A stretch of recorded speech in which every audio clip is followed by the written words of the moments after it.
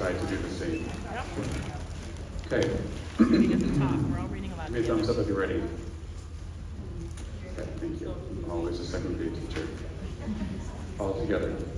Having received Christ as my Lord and Savior, and been baptized, and being in agreement with Trinity Baptist Church's vision, statement of faith, constitution, and bylaws, I commit myself to God and to the other members of this church to live as a growing disciple of our Lord Jesus Christ, by loving God, loving people, and making disciples following Jesus.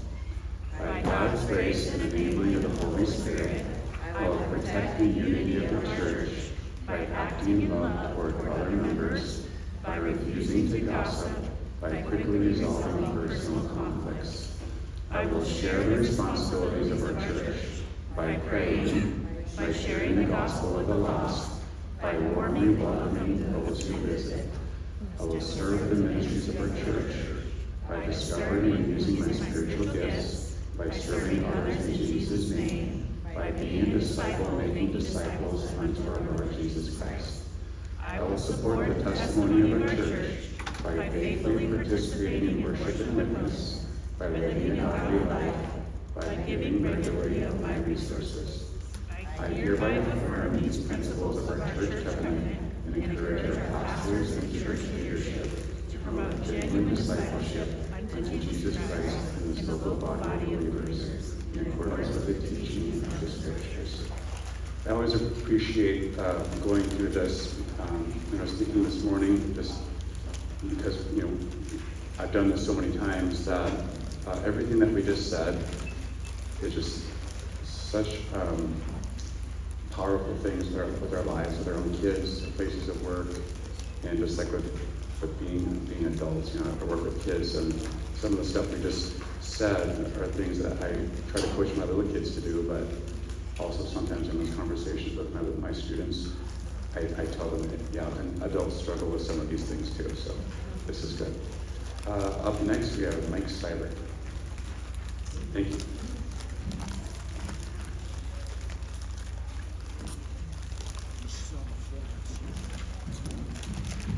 So in your packet on that very following page, page 5, page 6, page 7, and page 8 are the minutes from our last semi-annual ministry update.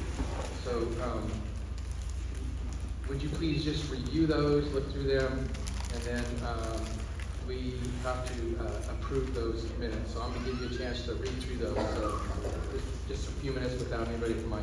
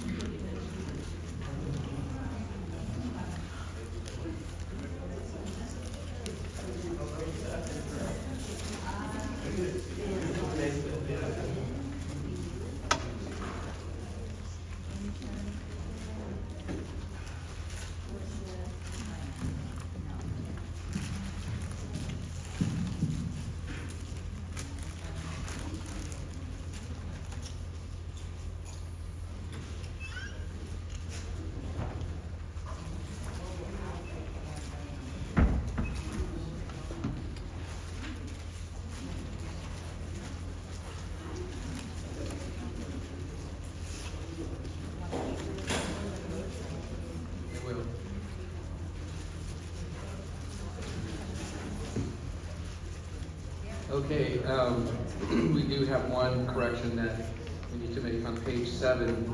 At the top there, it says Seth commented, and that was Cy McGuire, not Seth. So there's a correction that needs to be made there. So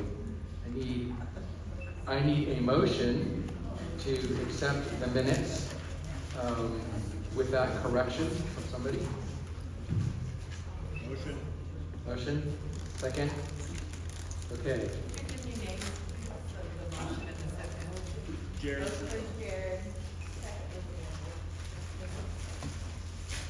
Okay, all those in favor of accepting the minutes with that one correction, signal by aye. Aye. Those opposed, nay. All right, so the minutes, accept the minutes. Okay, up next is Pastor Thad, and he's got something very interesting that he has to share with you. I'm excited about it.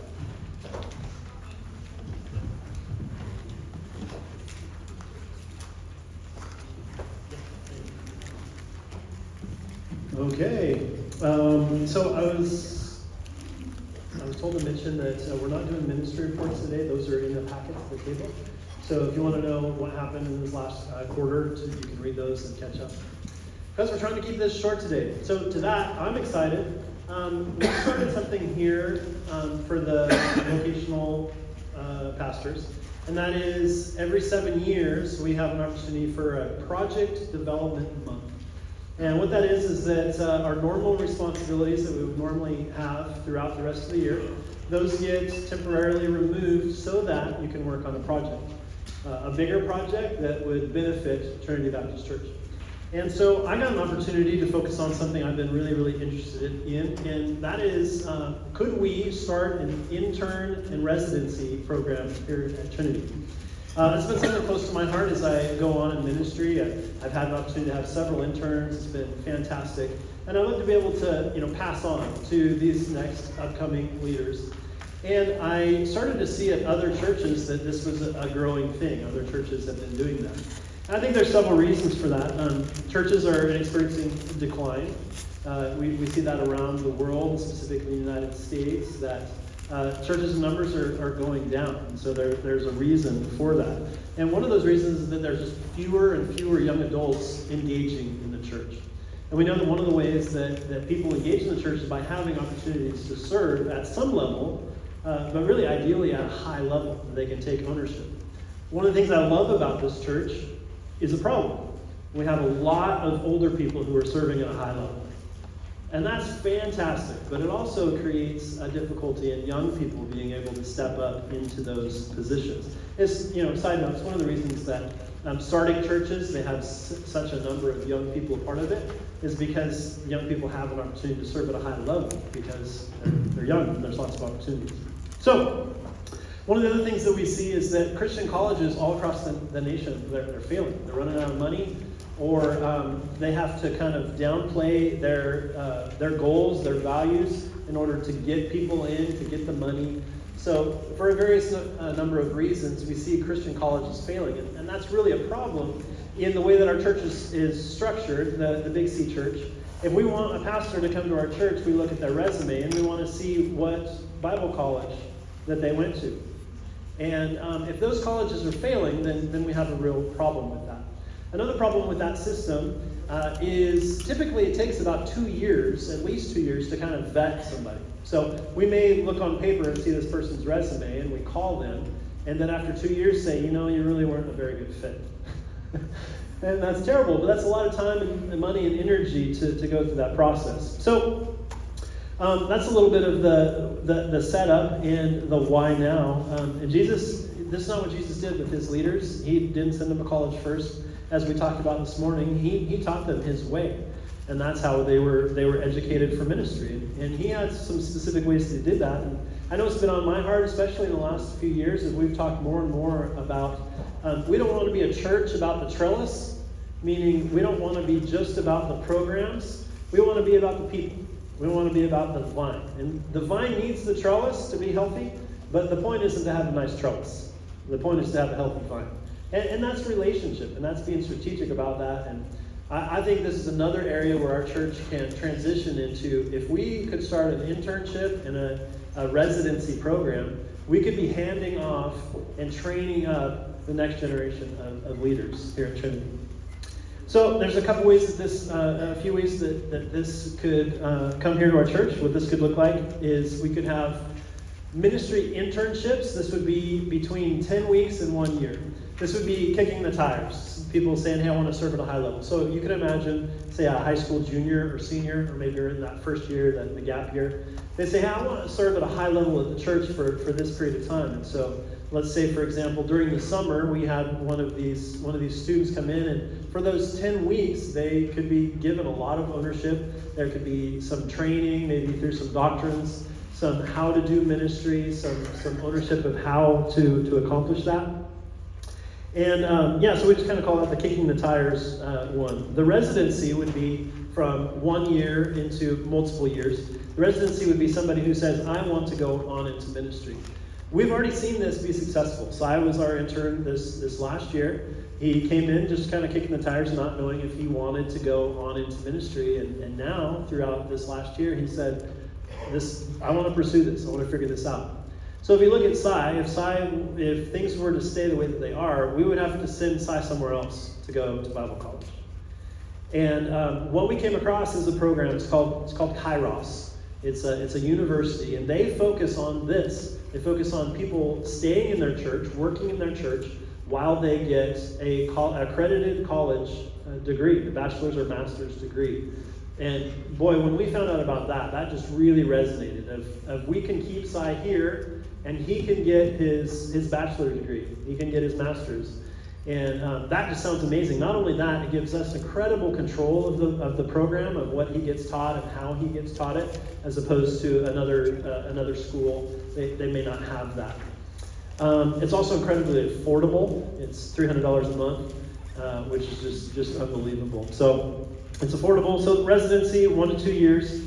And it gives the interns a hands-on experience. It allows them to not just learn about ministry, but to do it. I know for myself and for Logan, one of the keys of success for our ministries is when we went to Bible college, we also had internships as we were learning. To be able to learn in the classroom and apply it that night was really, really helpful for me. And so I want to be able to pass that on. It gives us the opportunity for biblical and theological training. As you guys know, Logan's pretty smart, and he knows a few things about the Bible. And so he's really, really excited to be able to step into that, as I am as well. It would allow us to have personal mentorship. That's a piece of the college education that is a little bit missing, is character development. You can have somebody who has a ton of knowledge about the Bible, but not understand people, not understand how to live out these characteristics in a ministry setting. And I don't think I had any classes on that sort of development. It was a lot of Bible, but not really personal character development. So here's what we need to get started. I'm trying to keep this short, but we'll have questions at the end. We need congregational buy-in. I talk to churches all over the country, and the church that I found that's been doing this the longest, about 25 years, they said this was key, that it took total church buy-in, that they had to recognize, as a church, we're done. And we need to not just say, yes, we believe in young people, but to really hand them the keys. And so one of the biggest things they said is, you guys need to have total church buy-in, that you understand this is a really, really important thing to us. We need financial support. You can't do it for free, and that's a little bit of the buy-in, is put your money where your mouth is. We're going to invest in this. We found that a lot of different churches, including churches in Washington State, they offer stipends. And we've looked into this past, and we thought that there was not a way to do that. But a ministry exception allows us to pay a stipend for a job. And part of what the student is getting paid is this stipend, but also they're getting paid in ministry experience. And the state of Washington allows that. We need mentors and leaders, so we can take care of the staff training and the doctrine and those pieces of the trellis, but we need some mentors to step up and say, I want to meet with them personally over coffee and say, how's it going? How's it really going? Those pieces. And we also need to develop a clear structure and oversight. Many of the churches said one of the key pieces not just for the ministry exception, but just for the clarity of knowing the target that you're heading for. You have a really great application process, a very clear job description, evaluation pieces as you go. And so those are pieces that we need to develop. So, in closing, imagine 10 years from now, looking back and seeing the fruit of this, seeing that we really invested time, heart, money into a process like this, where maybe juniors and seniors step in, and maybe that's it. Maybe all they do is they serve at a high level for a couple of summers. But if that's all it ever is, they're able to enter into church wherever they go and have a heart for ministry, having owned it. Maybe some of these kids that they kick the tires for a while, they say, I want to do the 1-year residency, and they have that next step, and maybe that leads into full-time ministry. You know, maybe they become a pastor, or they serve at a high level as a woman in a church. It would be awesome to be able to look back and say, this was a key turning point for our church. Very close to my heart, and I wanted to bring that. Honestly, today's a big day, right? Just get done preaching, and then this, and then we have TYPM tonight. And this carried a lot of weight. I wanted to bring this as close to my heart. I really think this is a huge next step for Trinity. And so I'm just kind of laying my heart out there and saying, guys, I think this is super important. We should really consider starting this. Are there any questions? Yeah.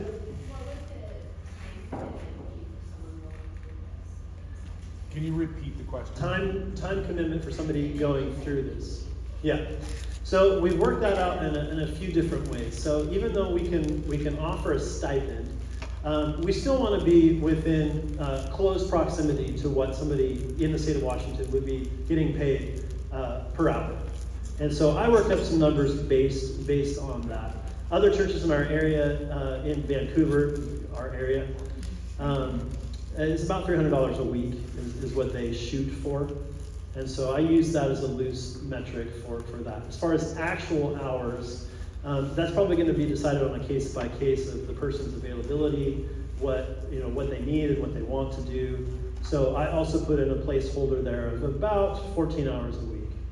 Okay, so that would be about the time that it would take them to. Yes. So they can Yeah. work at the same time. Yes. Yeah, and they would, I mean, they don't need to, but they could work, and that would allow them to, yeah.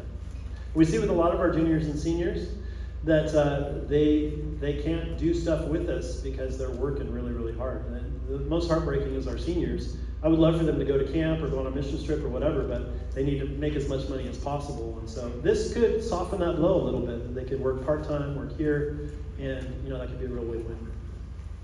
Yeah? So is it in-house, or can people move here and do? Yeah, I think initially we would start in-house.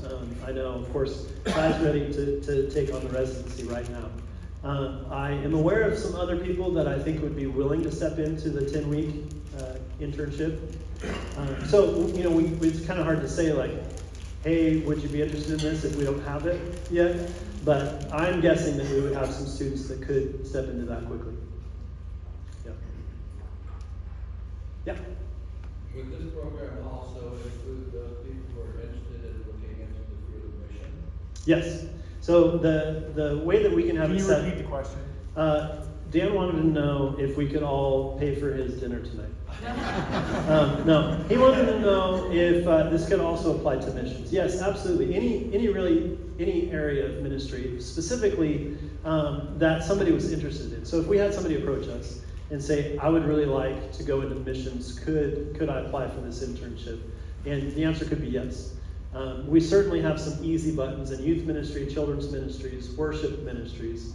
I would love it if we had a Spanish ministries intern. There's our ministry is pretty expansive that we could have a lot of people step into that. And it could be specifically for, hey, I want to go into children's ministries and take that one.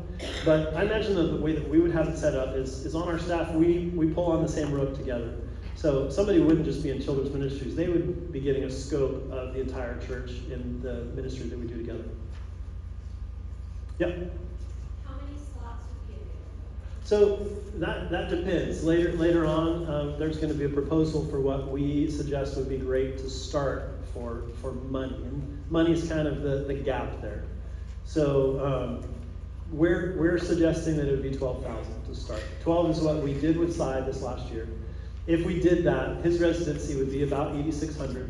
That would allow us to have 1 or 2 interns to start the 10-week process. You say 12,000? Yeah, Okay. yeah, For funding, if I were 18 and I was going to doing some career or whatever, I would also be looking at paying for tuition, yes, room and board, yeah, those type of things. Yeah. So wouldn't this still be somewhat in the same vein? That it's not just a program that's there that you get to go to for free. Yeah. Obviously, it's expensive. yeah, So that you figure you're going to be there 10 weeks, being a quarter of college. yeah, For that class. yeah. Dan said a lot, basically. He's not 18. That's what I got out of that. Is the gist of what you were saying that this experience would be similar to taking some time at an actual college? Is that? Yeah, you have expenses if you go away to college, or Yeah. even if you stay in town and go to community college, or any other type of post-secondary education, that you have expenses Right. regardless. Yeah. So you're going to a school to get education, you have room and board and tuition and those experiences. So that can be really attractive to people, not wanting to pay all that extra money. You could get a degree in biblical theology and be doing that while serving the church and getting paid.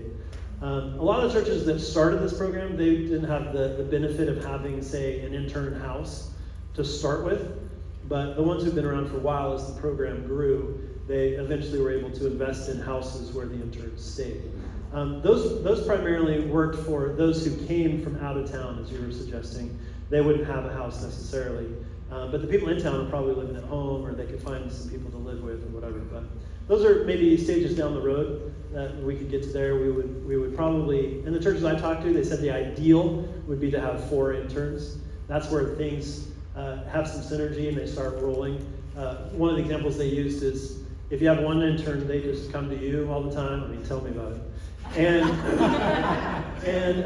And so when there's multiple interns, they can kind of network and brainstorm together. And there's something powerful about figuring something out for yourself. We would often say, instead of me giving you a fish, I'll teach you how to fish. He's probably annoyed, but I say, that's a great question. You should look that up. Right? But he'll own that better. Bill. That, Yeah, Bill. There seems to be 2 options or 2 programs. One is an internship. The other you mentioned bachelor's or master's degree. Big difference. Are you ready to explain how you can do the bachelor's/master's? And what time requirements there would be for the staff, yourself, Logan, Edgar? Well, Yeah.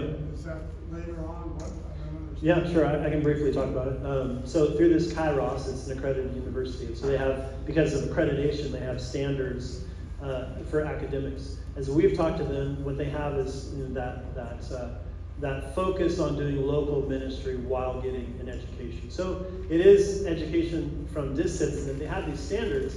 But the thing that's really wonderful about this is we set those. So say when it comes to an assignments, we have incredible control of what assignments are listed. So say, again, back to biblical theology, Logan and I could decide what that would look like, how to study, how to rightly handle the Word of God. And so we have a huge amount of control in that. You're right in that it would change, again, the DNA of the church. We need to own it. There would be some staff investment. It's always easier to just do it yourself than it is to train somebody else to do it. But the churches that I talked to, they said that initially was scary, but it ended up being really beneficial. As the interns learn and are given opportunities to serve, they're now taking things off of your plate to focus on other things. And so it became cyclical, and then it became really, really beneficial as they came into the program. I'm not sure all of what you were asking. The Kairos program is $300 a month. When I suggested that we started residency, the idea that I had is that we would cover that $300. So that works out to $8,600 of the $12,000, which would allow us to have a couple other interns. That's if, if Sci's the only one, then we could use that money for books and conferences or whatever other training that we would see fit for him. My concern was more what staff obligations, how much time it was gonna take for you or Logan to implement, whether it's theological training or explaining that this is how the Bible should be interpreted. I know what Logan can do with regard to grammar and those things, Yeah. but it does take time. It does take time. Yeah. Can I speak to that? I'm gonna go ahead and answer that question just because I've had the most interaction. To simplify the process as much as possible, basically, I have to become like adjunct faculty with Kairos University, and then I will be overseeing the education of those students. And as Thad said, we get a very, very high degree of control over what they learn. That being said, we still have a lot to learn, but I've talked to people who are doing this. Some of our sister churches in the CV Northwest are doing it, some of my friends are doing it, as well as talking to a few other pastors around the country. And while it does take time, I haven't talked to a single person yet who said, this is really draining and a huge time burden on me. It's structured in such a way that the intern in that program has to have 3 mentors. They have to have an educational mentor, a ministry mentor, and a personal mentor. So the load gets spread out over a few people, and from everybody I've talked to, it sounds very doable. Do they have like an estimate time? Like how much a month? So 40 hours? they kind of operate off of the philosophy of you can do it as fast as you want, and there are stories of people who have done it very quickly. We don't personally think that speed is your friend in terms of just checking off some boxes and being like, I'm ready to go. So we're talking 3 years of simultaneous education and ministry experience. I meant like 3 hours a week. Of your Oh, time. of my time? Yeah. Yeah, I think the estimates have been 2 to 3 hours. I think it's more at first once you, because you got to kind of get things figured out and get rolling. But not a significant amount. It does mean, this is one of the things I've thought, that and I just would say, just as a comment, I'm thrilled about this. I've had concerns for years about where the next generation of church leadership is going to come from. And I've been saying, well, Thad and I have been talking since I got here about how we're going to have to figure out how to train up pastors in the church. And the work that Thad's done is incredible, and it's the most tangible and I think real step I've ever seen in considering that problem. How do we train up pastors inside the local church? So if you want to know more, you should talk to him. It's really exciting. But now I got off on a tangent. Like 3 hours a week. Yeah, I mean it takes some time at the beginning to kind of get things established. But I think we'll settle into a rhythm of, having certain materials and objectives and things like that done. So I think, sorry, I think part of the answer to that is based on the sermon this morning. Keeping our eyes on the main thing, and we really see that the main thing is raising up disciples, and that includes the next generation of leadership. So it's not just adding 3 hours, it's refocusing time where we're spending that's maybe less important than something like this. I just had a question or comment. Since Sai's been doing the internship for the past year, haven't we already been focused? I mean, Logan, you've met with Sai on a regular basis, right? So you already have, as far as like how much time it's gonna take from your schedule, it's already kind of been happening, right? that's correct. Yeah. I would just love to comment too that as somebody who is nervous about taking on more, this weekend I spent 24 hours with your students, and I had a lot of students on crew this year who this is their 5th year serving the crew, and it was a great privilege. I also have a lot of 6th graders this year, and it was a great privilege to watch those kids who've done it for 5 years serve the 6th graders in ways that I usually serve the 6th graders. And it made me go, we gotta do this, because those kids who are juniors right now their next step is, if they wanna think about this, is something like what Thad's talking about. We're already like ramping them up for this. And like Caleb Goen, for example, is home from college, and he's one of my adult leaders this year after being on the crew team for 4 years. These kids are ready for this step. And you guys already believe in this with our kids when they're young, and this is the logical next step of moving them to a high level of service in the church. And one of the biggest dropout rates in the church is when someone moves from high school out of their home. And I think this kind of connection and commitment and discipleship is part of bridging that gap. And so for me, after just watching the kids this weekend, this was one of my takeaways. Watching them do that at such a high level was, we gotta do this. They're ready for this. Not just some random kids. Our kids are ready for this. Yeah, I thought about calling it Crew on Crack. Yeah. If we institute this as we're going along and somebody and receive a bachelor's degree, will the credits or the, I know you heard me say it is credited, so whether you're halfway through the bachelor's program or you finish, you're now onto a master's program, everything is transferable, you have a curriculum that aligns to where other institutions will take you on. Yes and no. Accredited colleges means you meet the standards, so those requirements should cross over. Now, I've found personally that as going from one school to the next, that school says, we don't want you to learn it that way, we want you to learn it our way, because you're paying, again, whatever their reason is. But yes, in theory, that they could transfer if they wanted to. Yep. So it sounds like this is more or less geared towards students who are looking to become pastors or involved in ministry. Is this like for the internship, since it's not as involved or as long, could this be for even like future lay leaders? Mm-hmm. Yes, absolutely. That would be a bit more on the residency side. So one of the things I didn't mention that would be beautiful if we had a preaching resident. And we have had, Trinity has had people in the past that we sent them out as pastors and missionaries into the world. So it certainly could be that. You wouldn't probably, my guess, you probably wouldn't find a high school student that wanted to preach for 10 weeks. You're probably not going to have that. But I would definitely see that somebody could, especially as we develop it. One of the best PR things for this is students that go out and they talk it up. As these young adults move into college and whatnot, they say, hey, you should go to Walla Walla for a summer or for a year or for 2 years. A lot of the churches, they talked about the residency being post-grad and something you went to school for and then you had a place to do your residency. Think of residency like you would in a hospital. It's that next level up. You've been an intern, you interned successfully, so then you go to the residency, which was right before performing. Yep. Who would be the team?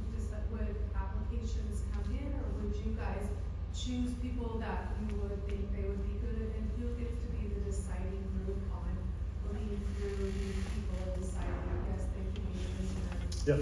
Because you mentioned in-house, and you mentioned people saying, come to Walla Walla. It would be easy to just use our kids, which would be okay too, but how would you, who gets to decide? Yep. So that's a great question. Are you volunteering? That's yet to be determined. We probably want to say yes, we want to do that before figuring out all the details.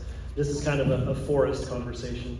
But as I look at that, one of the things that we found is if you have a really clear job description for these people, which I have written up, a rough draft, different job descriptions for each of these ministries, but also a very thorough application process. That's sort of, for the churches that use this, a weeding out process. People can go and say, oh, this isn't just a 10-week vacation where I get paid to do nothing. And it's very clear of what is expected of them through this time. And should they still turn in their application, then there would be a review process. If we had 10 people apply in the summer and we can only take 2, we would have to go through and decide who made it and who didn't. And you just haven't decided who the week is yet? Not yet, no.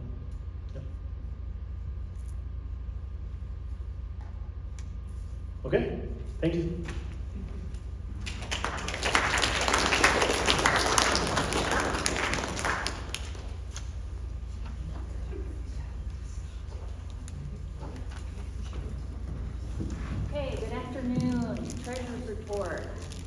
on page 9 of your packet, you see a summary of where we are this fiscal year. Our fiscal year started July 1st, and this report goes through April 30th.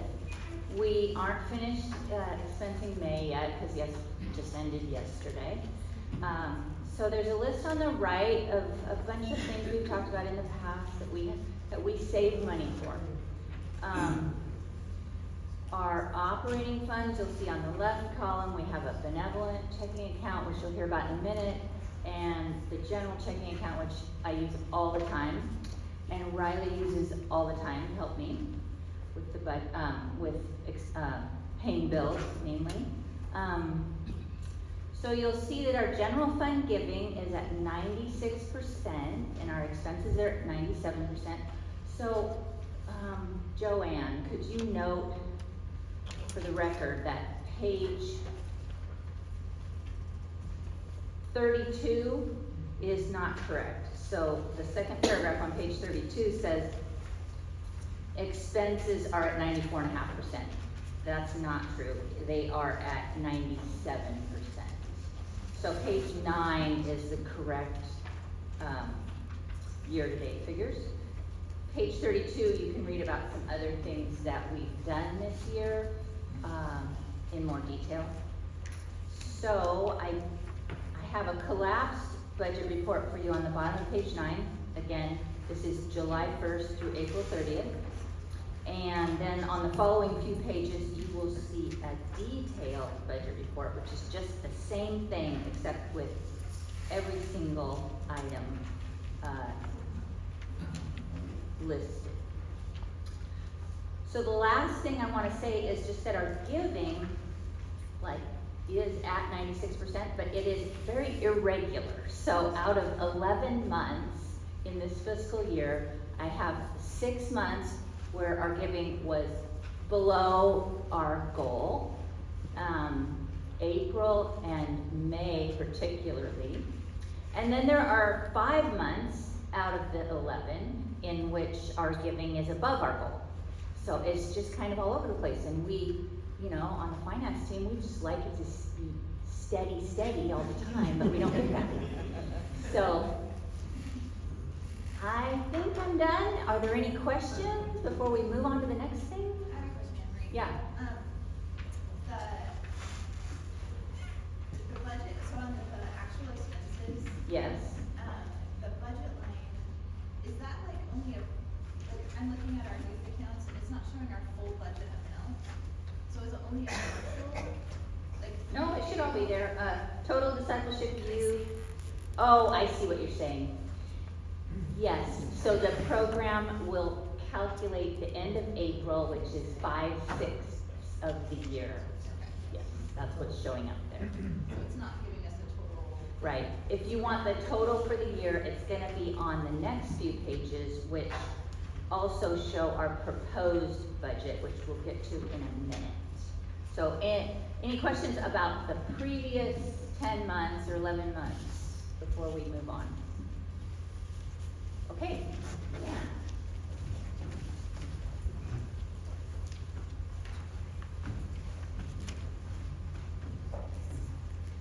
Hello everyone, I'm here to give the benevolence report for the year. Since July 1st, 24 through today, benevolence has helped with 24 requests for benevolence. Those include such things as help with rent or lodging, utilities. We have helped some folks just get groceries to feed themselves. One of the things that's been a little unusual, we've had to help some folks who've had emergency dental needs. So that's the general sort of thing, and we're always open to hear whatever benevolence requests people want to put in. So far in this fiscal year, there have been inflows of $13,331 into the benevolence fund. Outflows this year are The number I've got here is 10,600, but I'm aware of two other outflows that will be going out, one for about 800 and one for 300 and some odd. So say about 11,500 out. So we're slightly ahead for this year. So that's basically what we're doing in the benevolence team. We have picked up 2 or 3 new people on our benevolence committee, and we're always open to accepting more. If you're looking for something to help out the church, benevolence is a handy way to do that, because it's not a very invasive way to help. We do much of our decision making through email chains, and every now and then you get assigned as the person in charge of a particular benevolence request, and you lead the team in finding out what the need is and defining it and getting it filled. So it's a real easy way to do it. And we are looking to find a replacement benevolence deacon to replace me. So before I die. So, so if anybody is willing to step all the way up to that, that's a little more work. But we are. There's Josh right there. Josh would make a great benevolence deacon, wouldn't he? Encourage him. Yeah. The last thing I'd like to point out is the row of baskets on the table across here. And one of the ways we collect donations for benevolence is at these meetings. So if the people who have those baskets on their table make whatever donations they'd like to do, and pass those baskets on back, because there's not enough per basket on every table. So just work those baskets back for any benevolence today. Thank you very much.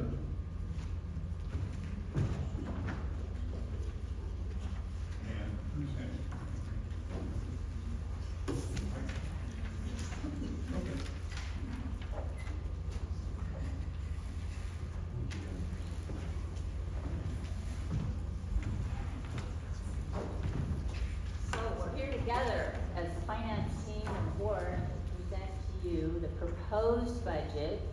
Page 16. Page 16 Page 16 of your packet. is where it begins. Talk to the microphone, not to me. Yes, you have to share. Page 16, Dan.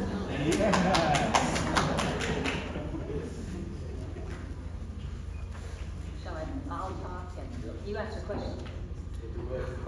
Okay.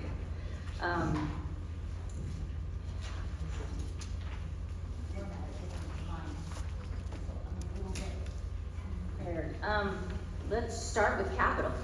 So you'll see at the top of page 16, we increased capital equipment by $1,000.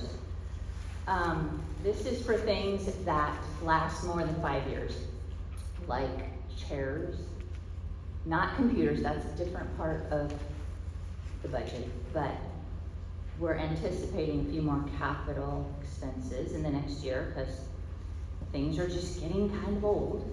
I'm going to try to go through this pretty quick because a lot of the changes are small. I'm just going to highlight for you the changes that are notable. So the first big one is discipleship adult food and friends. This has, in the past, and you'll see on the back of your packet, it has been something that we pay for out of special designated giving. Do you want to speak to how that's changing? Well, yeah, instead of people actually had to donate directly to that cause in the past. And just as a ministry philosophy, we've decided that this is like, we're considering this core to what we do. And so we're putting it in the budget. So it actually increased the total line in the budget. And so we're asking you to, instead of giving directly to Food and Friends, is to just include it in your regular giving. And I don't know that you even need to leave a note or anything at the bottom. It's just, It'll be going through the general fund.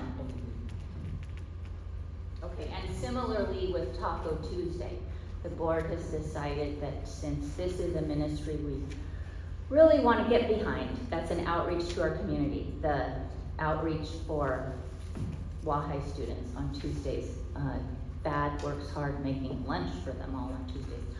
Also, we have put that into the budget, so we're funding that out of the general fund. So if you are in the habit of giving to either Food and Friends or Taco Tuesday, please include that in your general fund giving. I second. Oh, wait. Not yet. And that other large adjustment is on page 18, kind of in the middle. It's outreach there, right? Right. It went from 525 to 5,000. And it's just a reflection of what you guys have already been given. So these things have been fully funded by you, but it's come kind of outside of the general budget giving. So we're just moving it all together. Yeah, if you want to see it, the numbers on page 32, they're each about $5,000 that were given over the past 11 months to those two ministries. Okay, moving along. Discipleship, so the discipleship youth budget is up 28%, and that is the primary reason. There are changes in the global outreach budget, and you'll see their report around on the tables. We have a new missionary family called the Arnolds, which we're supporting now as of this new budget. Christian aid, well, the pages are different on my copy. 19. There we go. So the Arnolds are new. The Christian aid is up a little bit. And InterVarsity is new. That's the ministry to the Whitman College campus. And Craig Pfeiffer is the, what do you call it? Anyway. Staff. He's InterVarsity staff for Whitman College. The Gnostikers are up a little bit, and the big changes too are that the Reisers and the Rubishes have retired. So the global outreach budget is exactly the same, but you'll see that those changes happened within their budget. Let's go to operations. Operations is after maintenance. Maintenance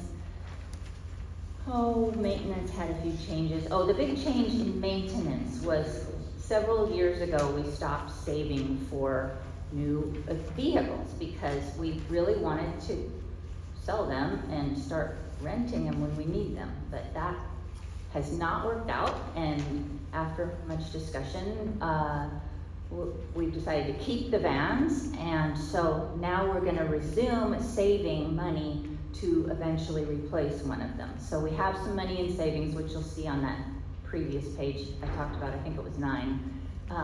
And we're going to continue adding money every month into that fund so that at some point we can replace one of the vans. So that was an increase of $3,000. You see that? $3,000, yes. On the bottom of page 19. Okay, moving on to operations. We have a new copy machine lease. Riley did a lot of work on that, and she came up with a better lease for less money. The budget doesn't reflect that, but we think our actuals on copy machine is going to go down, but we haven't actually lowered the budget yet. The way we're being charged is completely different than how we were being charged before. We have a new insurance policy, and it's just combining building and umbrella together, so it looks like there's a big jump there, but it's not really that big of a jump. The provisionary fund, we lowered the budget for the provisionary fund. That is for new building space. Do you want to speak to that? Well, according to what we understand with the city, we're done building on this property. You can't build anything else. There's parking, there's just things. So we're not even sure what we would do with this back lot back here, but building a building on it is not in the cards for us. But we could plant another church somewhere else, but we don't necessarily have a plan for that. So we didn't eliminate it, but we decided to just tap the brakes just a little bit on it. Mainly because we did increase our savings for the deferred vehicles, and also I think for deferred maintenance. We increased deferred maintenance. Yeah. So we wanted to not bring such a big increase to the congregation. Okay. Custodial supplies keep going up. Technology, oh, this is something I was gonna mention in my treasurer's report. We had to, kind of for various reasons, we had to move to a different software platform. It's costing more. It's been kind of a cumbersome process, but we are on the road now to using online QuickBooks. The price is going up. So that is reflected there in technology. Technology is different than new computers and capital. Technology is things like software that we use up every year, subscriptions mostly. Okay, payroll is up a little bit, but nobody got a raise. So the reason is, I think they got a little aggressive with cutting the payroll budget last year, and they cut it a little bit below what the number of hours that our people are actually working. So that 4.3% is just an increase in a few hours of a few people here and there. It's not an increase in their pay scale or salaries. Right. Payroll's up 3.3, and worship is up. It's 20% up, but that's mainly because we moved the item of hospitality from congregation to worship. Okay, I think I'm done. Yeah, just one thing I like to point out is right there in the middle of your telephone, internet, notice that went way down, and that was a bunch of hard work from Riley. We went to a new phone system that's like really cheap, and Riley found that and pulled that off, so the office is doing everything they can to run efficiently. Yeah, and Riley's good at looking for ways to save us money. Bill? What's the reason for the increase in the web Web page database right here. page and database? I don't know. I can speak to that. Okay. Part of that is that for the first time in like a decade, Planning Center has upped their prices.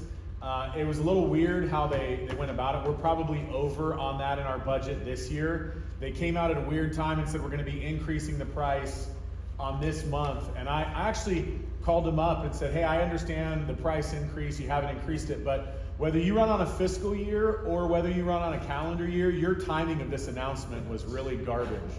So next time, give us some heads up so that we can factor for that. So that's part of the technology increase price. I think there's a couple other things as well that just got a little more expensive. It's not necessarily representative of new services, just prices going up.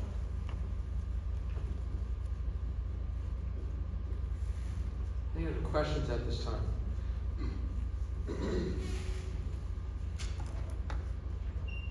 Okay, so, we start this process of doing the budget about February. Make a plan. Probably March. Make a plan in February, and we start to execute it in March. And it requires all the ministry leaders to kind of give us their vision about what they want to do, what they actually think they can pull off this next year. And then we have to compile it all, and we have to give it to you 2 weeks before this meeting, so that you have an opportunity to look at it and become familiar with it, so that this isn't the first time you're actually seeing it. And so because of that process, and because of the timing, when Dad took his month to look at internship, those two things kind of missed each other. And so there's no budget for that in here. This budget, we explained all that vision to you, and there's no budget here to pull it off. So that would mean that we would have to wait another year to begin to process that. Unless somebody makes a motion from the floor to add $12,000 to the budget, that's not going to happen. So moved. So Dan makes a motion, and there's a second to add that. Any discussion about adding $12,000 to the budget?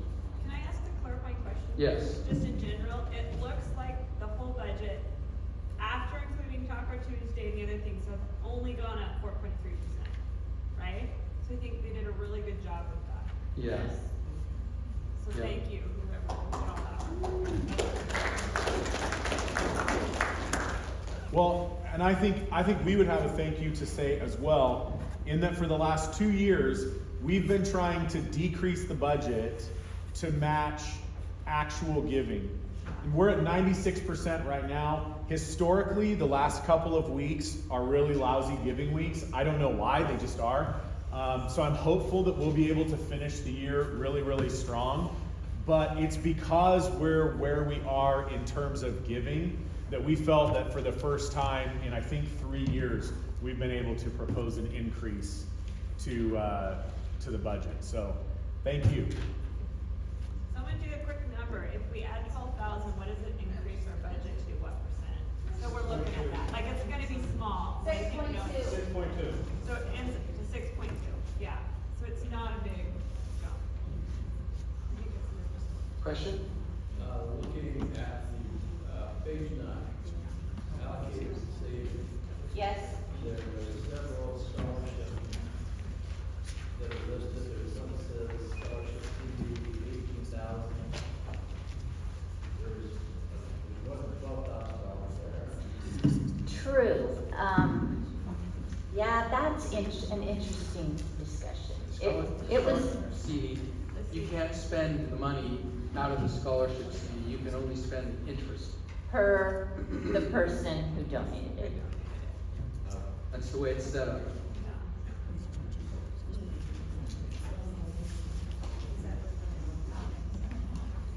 I just recently put it at a much higher interest rate.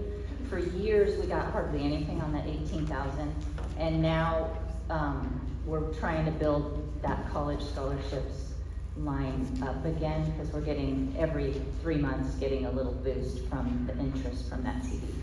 So how do we use that? Historically, it's been for, kids, 18-year-olds from our congregation who are going on to either, a Christian college or pursuing some sort of ministry career and training towards that. And back in the olden days, when interest rates were 6 and 7%, the amount of interest that we got on that CD was significant, and we could help 4 or 5 students per year with little scholarships for their tuition. But then for many years, the interest on that CD was almost nothing. So we're trying to bring it up the other way. Yeah. So if this program gets started, that would be a fund that could be used to pay the $300 a month. In my opinion, yes. That would probably be a board discussion.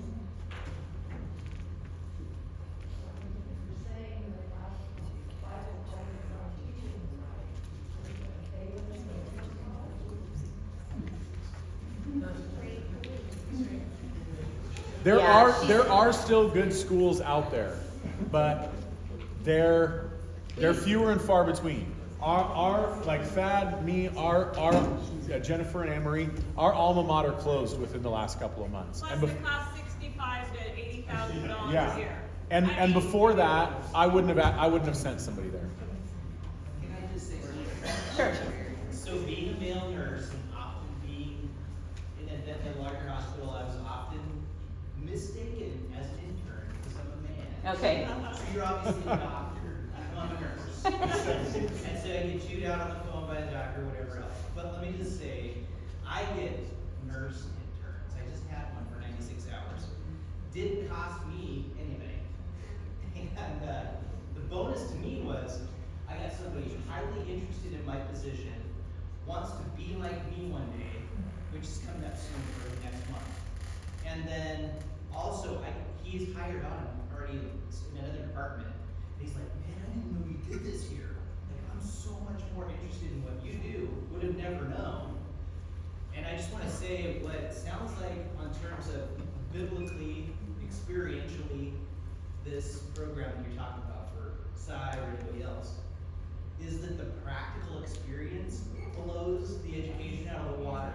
So I just say that the community college has an awesome nursing program, not advertising, but when I was a manager we had these meetings with the University of, in the College Place one. And they wanted to know how come our bachelor's degree program nurses that have great book knowledge are not even in the same league with community college nurses. And what it came down to was the practical experience. So I just want to point that out. It matters in medicine, and I can't imagine it doesn't matter. Oh, I'm sure Amen. it does. Amen. So Pastor Brad, former pastor, graduate with a master's degree from Dallas Theological Seminary. We were in a board meeting one time, and Pastor Brad admitted, he's like, I have my master's degree, but I didn't even know how to do ministry until I got to Trinity and just started trying to figure it out. So that's what you get. You actually get education and you get experience doing real ministry. So I have a daughter in seminary right now, and as a woman, she has always known she wanted to be in ministry, but she can't sing, and she doesn't do children. And so she has used internships through the same type of program to really figure out how God can use her in the church. And so it's been really valuable to her, because she's had several opportunities to intern in different ways to figure out how do I fit in to ministry as a female. So yeah, I just wanted to add that too. But my question was, because her story is complicated, like some people will be when we start this, she spent most of her life on the mission field. So she doesn't have a home church. So it's very difficult for her to get some of these positions because people don't know her. And she's obviously my daughter, so she's super special. But it's very hard for kids who have been bumped around and didn't have the benefit of a hometown and a home church. And she calls us like, Mom, I need a pastor reference. I don't have one. And she was on the mission field from 11 to 17. So that's something that I would. That's good insight. I would love to say, as a woman, yes and amen. Because I went to Bible college, but really it's all the years and years and years of being trusted with ministry opportunities that let me do the job I have today. And for women who it's harder to vocationally do ministry and you're going to be paid less, taking on the debt of a college education, especially like at a seminary level or a Bible college level at a private university, is really difficult. And so I would just say for women especially, what we're talking about doing would really open a lot of doors for women to use their gifts in the church powerfully in a way that I think is more inhibited right now. For $12,000, it's a bargain. Let's get started. So I'm a little confused of the order here. So we had a first and a second to add 12. Oh, we should vote on the amendment. Because the discussion has not yielded any change to the already proposed amendment, we can move forward with a vote. On the amendment. On the amended budget, yeah. On the, We okay. haven't voted on the amendment yet. Yep. It's been, no, that's what I'm saying. It's been proposed, it's been first and seconded that we add $12,000. We entertain discussion because that original motion has not been changed in the discussion. That's where we're at. We're at a vote of this budget plus $12,000. Okay. So does somebody need to propose that, or am I? No, it's already been done. We just need to vote. Okay. So I call for the question. All those in favor of the amended budget with adds the extra $12,000 signify with aye. Aye. Any opposed with nay? The budget is passed. Awesome.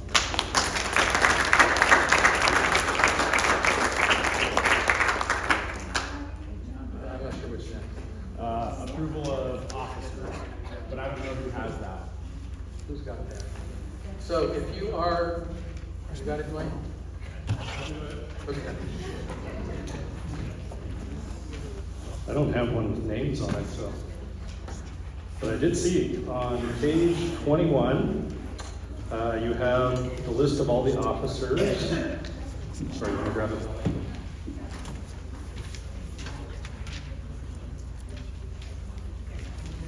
Oh, yes, and nobody make fun of my glasses. I had to borrow Angela's.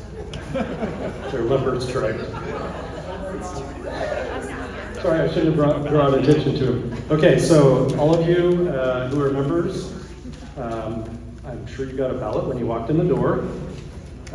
You see Matt Bona, Global Outreach, that would be replacement. Andrew Goen, Men's Ministry. Trudy Nims, Congregational Care.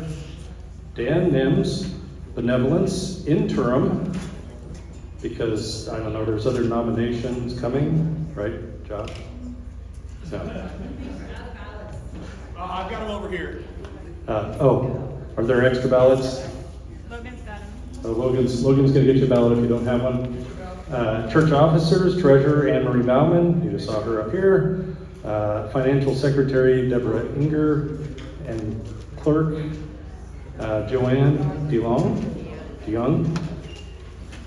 Okay, if you would all mark your ballots and then fold them in half, hold them up. Somebody at the table collect them, hold them up. Some nice elders will come and pick them up. And then check and see what's next.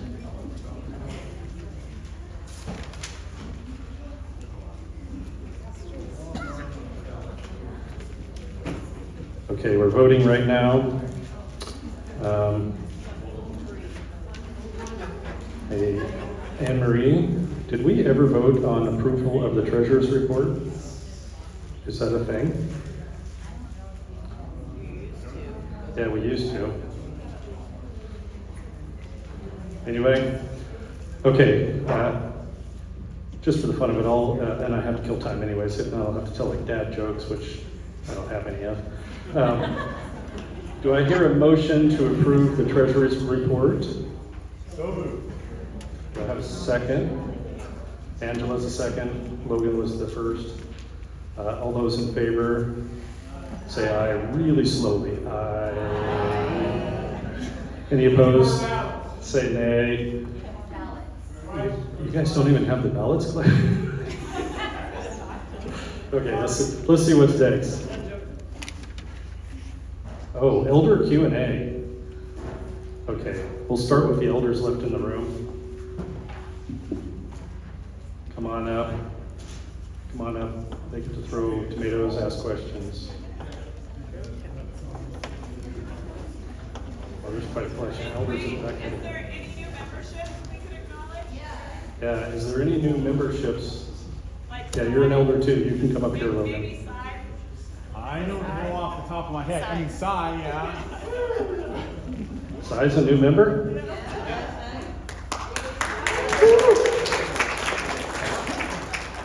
Well, we have several in process, but I don't know off the top of my head. Yeah, I have some coming to lunch like next week, but they're not members yet. Okay, question and answer. Any random questions you have for the elders? Yes, ma'am. What are the next building upgrades and when are we gonna upgrade the chairs and the carpet in the auditorium?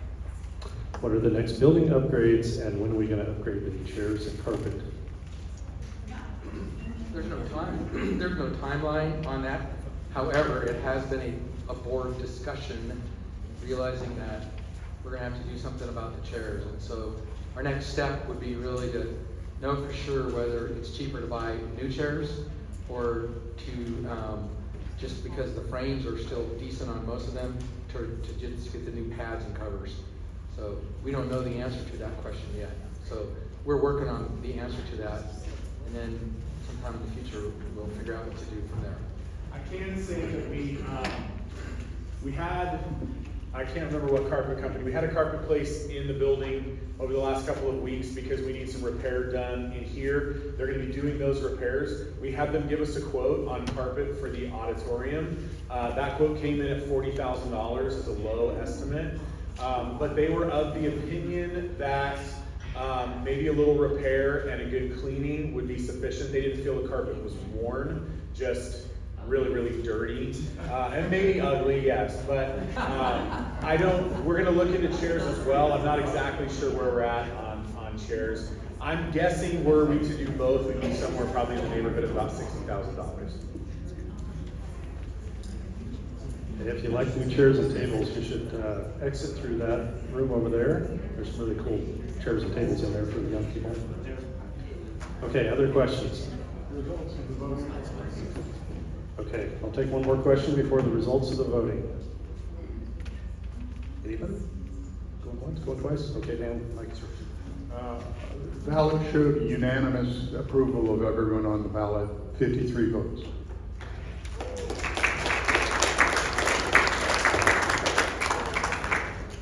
Okay, any more questions for us? Okay, I shall close this in prayer. Oh, do I have to motion? Good. I'll move to adjourn. Second. Third, fourth, fifth. Get all those? I'm sorry. Motion was Logan, second was, Zach. Zach. Oh, wow, I thought it came from you. Okay, let me close this in prayer. Heavenly Father God, we just thank you for the time that we got to spend here this afternoon. God, just working through the business of your church and just the really exciting ministry going on here. God, I just pray that you will provide throughout this next year. God, that you will cause these ministries to flourish. God, just that the whole church will join in to this new ministry of internship. And God, I especially pray for Cy as he makes this step in life. God, we pray these things in your son's name. Amen. You got a benevolence basket? Take it. Benevolence, anybody want to know?